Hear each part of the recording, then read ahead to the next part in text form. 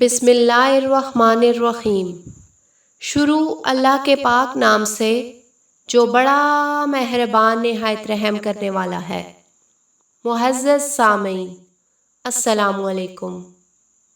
ہمارا آج کا موضوع گفتگو ہے حضرت موسیٰ علیہ السلام اور ایک کساب۔ معزز سامعین، اگر آپ کو ہماری اسلامک ویڈیوز پسند آ رہی ہیں تو ہمارے چینل کو سبسکرائب کریں اور بیل آئیکن کو پریس کریں تاکہ ہماری آنے والی ویڈیوز آپ تک پہنچتی رہیں۔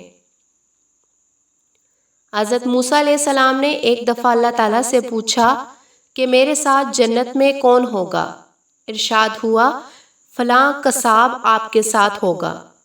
حضرت موسیٰ علیہ السلام کچھ حیران ہوئے اور اس قصاب کی تلاش میں چل پڑے۔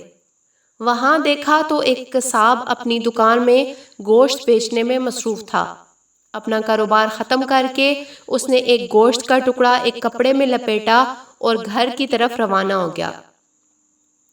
حضرت موسیٰ علیہ السلام نے مزید جاننے کے لیے بطور مہمان گھر چلنے کی اجازت چاہی۔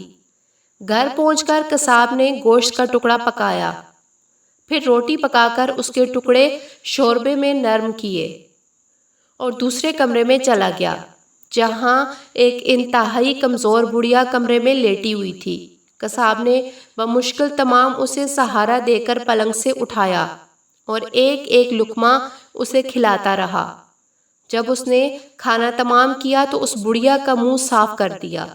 کھانا کھا کر بڑھیا نے قصاب کے کان میں کچھ کہا جسے سن کر قصاب مسکرا دیا اور بڑھیا کو واپس لٹا کر باہر آ گیا۔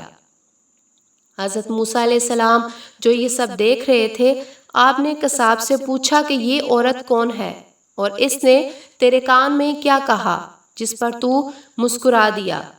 قصاب بولا اے اجنبی، یہ عورت میری ماں ہے۔